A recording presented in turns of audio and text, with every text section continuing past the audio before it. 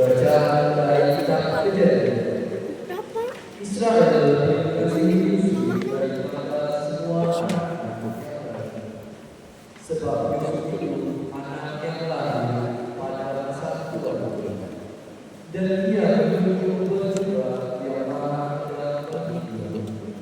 Setelah dengan oleh saudara-saudaranya bahwa ayahnya lebih mengasihi daripada semua saudara-saudaranya, maka bencilah mereka itu kepada Yusuf dan tidak mau menyampaikan.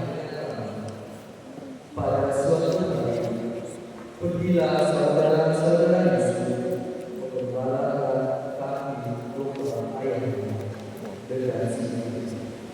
Lalu Israel berkata kepada Yusuf, bukankah saudara-saudaramu mengembalakan kambing domba dekat Sikem? Marilah engkau suruh kepada mereka. Maka Yusuf menyusul saudara-saudaranya itu, dan didapatinya mereka di Yordan. Dari jauh Yusuf telah kelihatan kepada mereka, akan tetapi sebelum dia dekat kepada mereka, mereka telah bersepakat mencari daya upaya untuk membunuhnya.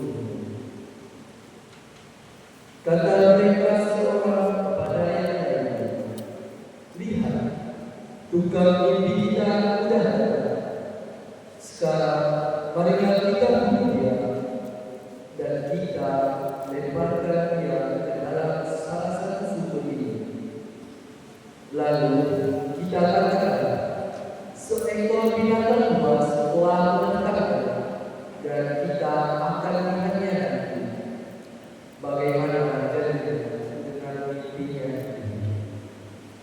Ketika sudah mendengarkan hal ini, ia lepaskan Yusuf dari tangan mereka.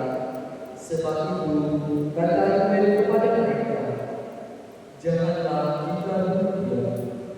Lagi kata Reuben kepada mereka, janganlah lupakan darahnya. Lemparkan saja dia ke dalam sumur itu yang ada di padang gurun. Akan tetapi janganlah apa-apakan dia. Maksud Reuben, ia hendak melepaskan Yusuf dari tangan mereka. Baru saja Yusuf sampai pada saudara-saudaranya, mereka pun menanggalkan jubah Yusuf, jubah mahal yang dipakainya. Lalu mereka membawa dia dan melemparkannya ke dalam sumur itu. Sumur itu kosong dan tidak berair. Kemudian duduklah mereka untuk makan bersama. Ketika mereka makan, kelihatanlah kepada mereka suatu kafilah orang Israel yang datang dari Midian dengan unta yang membawa nama, bangsa dan datangan. Mereka sedang dalam perjalanan untuk barang-barang itu. Lalu kata Yehuda kepada saudara-saudaranya itu, apakah untuknya kita membunuh adik kita itu dan menyembunyikannya darahnya? Marilah kita jual orang itu kepada orang Israel itu, tetapi janganlah kita apa-apakan dia, karena dia saudara kita, darah dari kita. Dan saudara-saudaranya pun berkata itu. Ketika saudara-saudara dia lewat, Yusuf diangkat ke atas dari dalam sumur itu. Kemudian dijual kepada orang Ismail itu dengan harga 20 sikal perak. Lalu Yusuf dibawa mereka ke Mesir. Demikianlah sabda Tuhan. Syukur kepada Allah. Referen, ingatlah perbuatan-perbuatan ajaib yang dilakukan Tuhan. Ingat Ingatlah perbuatan-perbuatan ajaib yang dilakukan Tuhan. Ketika Tuhan datangkan kelaparan ke atas tanah dan menghancurkan seluruh persediaan makanan, diutusnya seorang pegawai mereka, yakni Yusuf, dan dijual dari Refren. Ingatlah perbuatan-perbuatan ajaib yang dilakukan Tuhan. Kakinya diborgol dengan belenggu, lehernya dirangkai besi, sampai terbelah tubuhnya. Dan firman Tuhan mengatakan, Refren. Ingatlah perbuatan-perbuatan ajaib yang dilakukan Tuhan. Raja melepaskan dia, penguasa bangsa membebaskan. Dijadikan dia dua atas istana dan mengelola segala harta kepunyaan. Refren. Ingatlah perbuatan-perbuatan ajaib yang dilakukan Tuhan.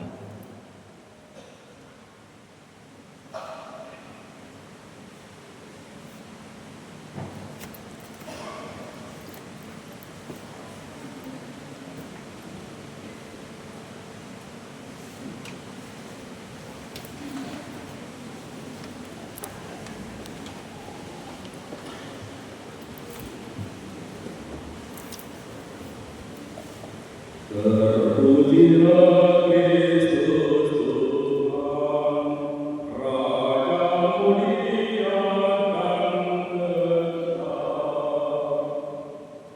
Terpujilah Kristus Tuhan, Raja mulia dan kekal.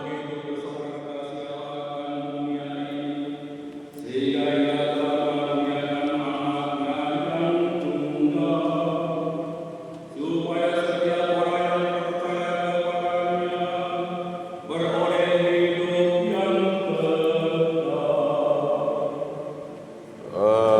Terpujilah Kristus Tuhan, Raja mulia dan kekal. Tuhan bersamamu. Dan bersama rohmu, Inilah Injil suci menurut Matius. dimuliakanlah Tuhan. Sekali peristiwa, Yesus berkata kepada imam-imam kepala dan serta dua-dua bangsa Yahudi, "Dengarkanlah perumpamaan ini. Seorang tuan tanah membuka kebun anggur dan menanam pakar sekelilingnya. Ia menggali lubang tempat memeras anggur dan mendirikan menara juga di dalam kebun itu. Kemudian ia menyewakan kebun itu kepada penggara-penggara, lalu berangkat ke negeri lain. Ketika hampir tiba musim petik, ia menyuruh hamba-hambanya kepada penggara-penggara itu untuk menerima hasil yang menjadi bagiannya. Tetapi para penggara menangkap hamba-hamba itu, yang seorang mereka pukul, yang lain mereka bunuh, dan yang lain lagi mereka lempari dengan batu. Kemudian tuan itu menyuruh pula hamba-hamba yang lain, lebih banyak daripada yang semula. Tetapi mereka pun diperlakukan sama seperti kawan-kawan mereka. Akhirnya tuan itu menyuruh anaknya kepada mereka, pikirnya, anakku pasti mereka segan. Tetapi ketika para penggara melihat anak itu, mereka berkata seorang kepada yang lain, ia adalah ahli waris. Mari kita bunuh dia, supaya warisannya menjadi milik kita. Maka mereka menangkap dia dan melemparkannya keluar kebun anggur itu, lalu membunuhnya. Maka apabila tuan kebun anggur itu datang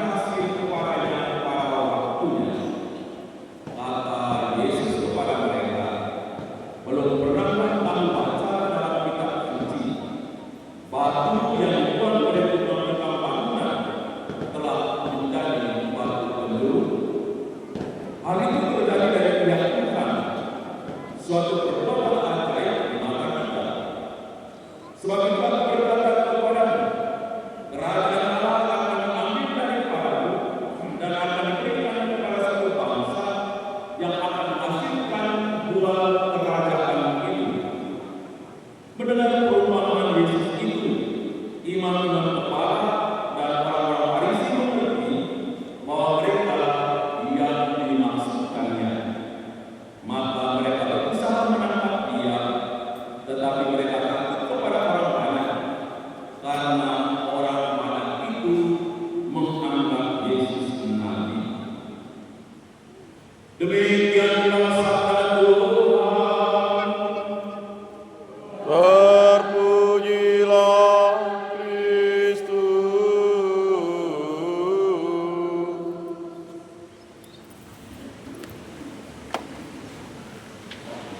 Bang Nabi pernah berkata begini, kejahatan itu terjadi karena ada kesempatan dan peluang. Bacaan suci yang baru saja terdengar menampilkan situasi yang sama, kejahatan yang dilakukan oleh manusia, dan kejahatan itu tidak mengenal siapa, entah dia kawan atau dia lawan, entah dia anggota keluarga atau bukan anggota keluarga. Dalam bacaan pertama tadi direncanakan niat jahat terjadi justru di dalam keluarga, terhadap salah satu anggota keluarga oleh saudara-saudaranya yang lain. Kenapa itu terjadi? Karena bercokornya di dalam diri mereka sikap iri, dengki, cemburu, dan lain sebagainya. Saudara-saudaranya iri, benci, dan dengki terhadap Yesus karena dia mendapatkan tempat yang layak di mata Bapaknya dan mendapatkan rahmat dibandingkan dengan mereka yang lain. Maka supaya hal itu tidak terjadi atas dirinya, maka mereka berusaha untuk menghabisi dirinya Yesus, membunuh dia. Bapak Ibu saudara-saudara yang terkasih, tindakan-tindakan itu semuanya didasari atau berdasar pada sikap ego diri yang hanya bisa melihat diri, yang hanya bisa mencintai diri, dan tidak mampu melihat orang lain, apalagi mencintai orang lain. Dan sikap seperti ini kadang-kadang juga muncul di dalam diri kita dalam bentuk yang lain. Mungkin kita juga kadang-kadang melakukan hal yang sama di dalam kehidupan kita, terutama ketika kita menolak kasih, menolak rahmat yang Tuhan tawarkan kepada kita melalui sikap-sikap, melalui tindakan-tindakan, melalui perbuatan-perbuatan yang sengaja atau tidak kita berada di luar rahmat keselamatan Tuhan. Bapak Ibu saudara-saudari yang terkasih, kita ini adalah para pesiara, bahkan dia pesiara pengharapan. Tema tahun 2000 ini sangat menarik. Perkembangan ekonomis pesiara pengharapan. Dan dalam tahun ini kita diajak untuk bagaimana kita memaknai pesiaran kehidupan kita sebagai murid-murid Tuhan. Kita telah menemukan misteri kasih salib tadi. Kiranya dengan menemukan misteri kasih salib itu senantiasa memampukan kita sebagai seorang pesiara yang penuh harapan untuk tetap setia berjalan pada jalan kebenaran yang telah ditunjukkan oleh Tuhan, supaya pada akhirnya kita bisa berlabuh dengan bersukacita, berlabuh dengan penuh kemuliaan, berlabuh dalam damai sejahtera di rumah Bapa di surga pada akhir pesiaran kita di dunia ini. Maka mari kita mohon rahmat dan penyertaan Tuhan agar masa prapaskah tahun 70 ini senantiasa memampukan kita untuk terus setia hidup sebagai murid-murid Tuhan yang sudah setia berjalan pada jalan kebenarannya, jalan yang mengantar kita kepada kemuliaan, kepada kebahagiaan, kepada hidup yang kekal bersama Bapa di surga.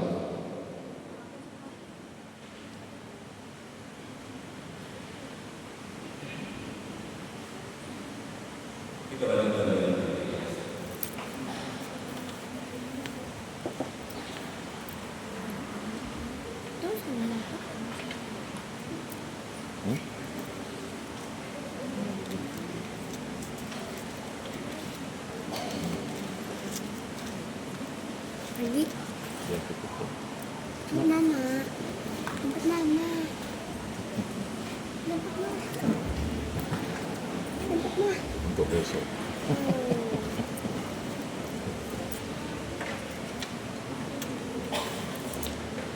Tuh.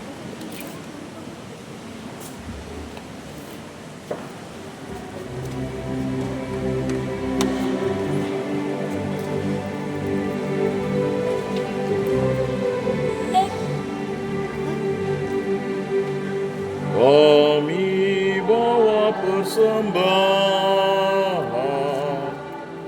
roti dan anggur ini, Bapa milik kami,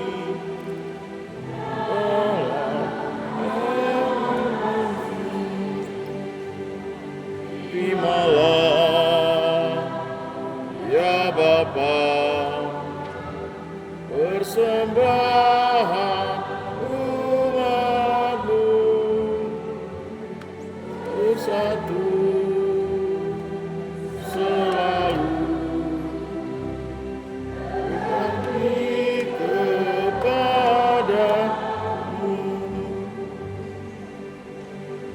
Aku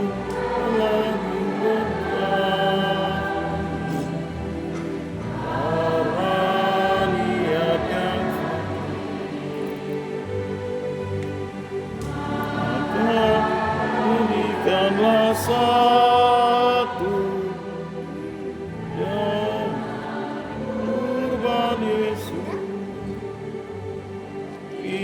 Terimalah ya Bapa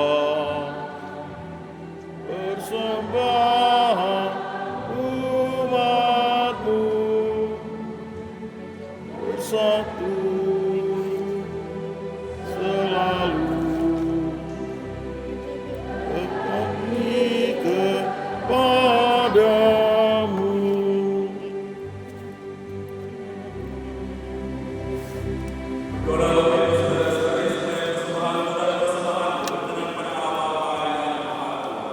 Semoga persembahan ini diterima demi kemuliaan Tuhan dan keselamatan kita serta seluruh umat Allah yang kudus.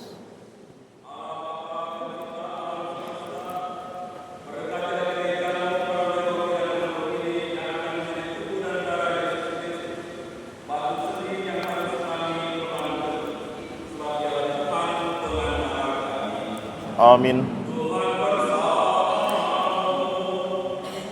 Dan bersama rohmu.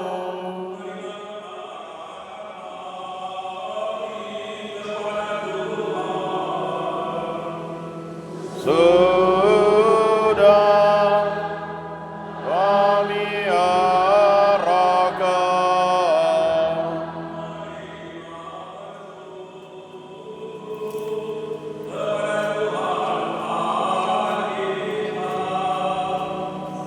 sudah layak dan sepantasnya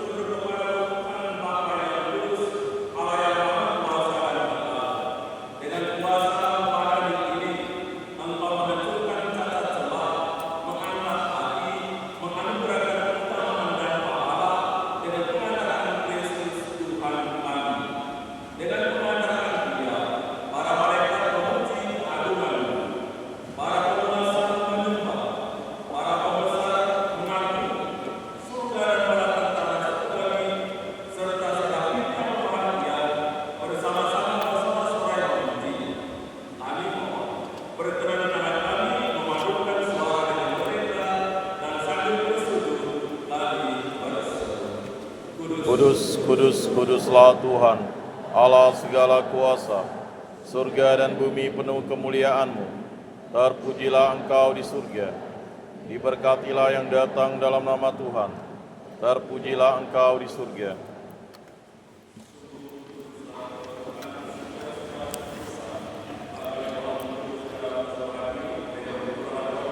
Pada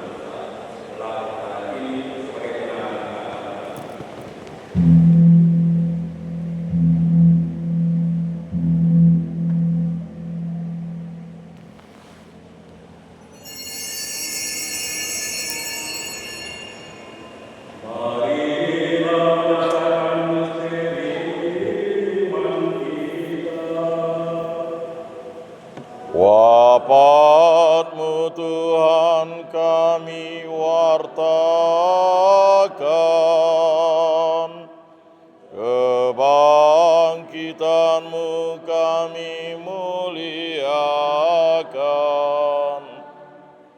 hingga Engkau datang.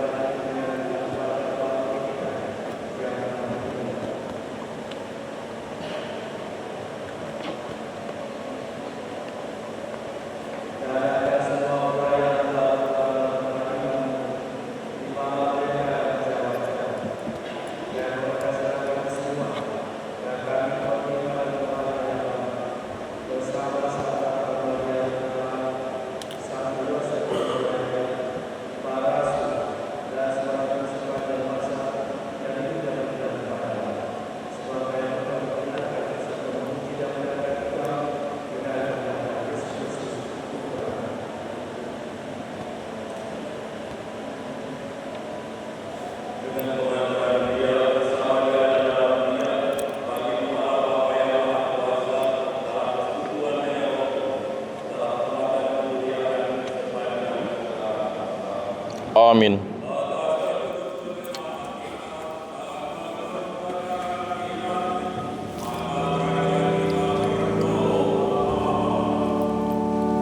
Bapa kami yang ada di surga, dimuliakanlah nama-Mu, datanglah kerajaan, jadilah kehendak-Mu di atas bumi seperti di dalam surga. Berilah kami rezeki pada hari ini, dan ampunilah kesalahan kami, seperti kami pun mengampuni yang bersalah kepada kami. Dan janganlah masukkan kami ke dalam pencobaan, tetapi bebaskanlah kami dari yang jahat.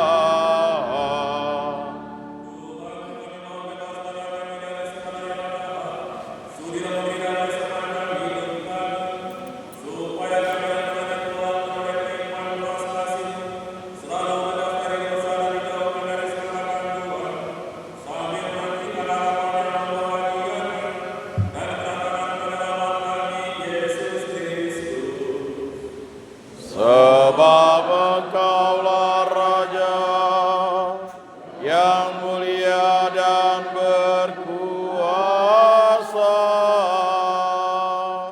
untuk selama-lamanya.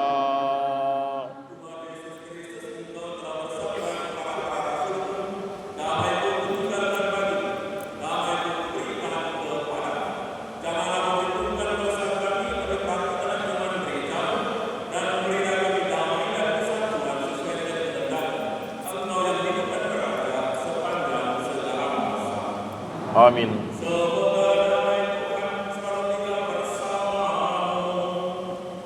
Dan bersama rohmu.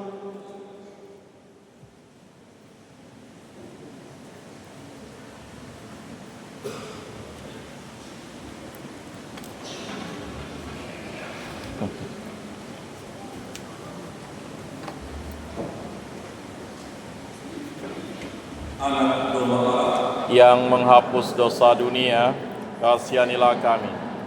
Anak domba Allah yang menghapus dosa dunia, kasihanilah kami. Anak domba Allah yang menghapus dosa dunia, berilah kami damai.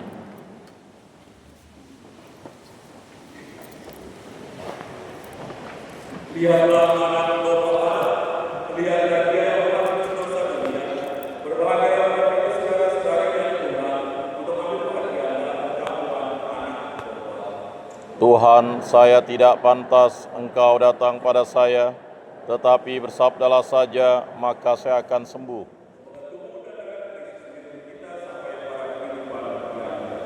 Amin.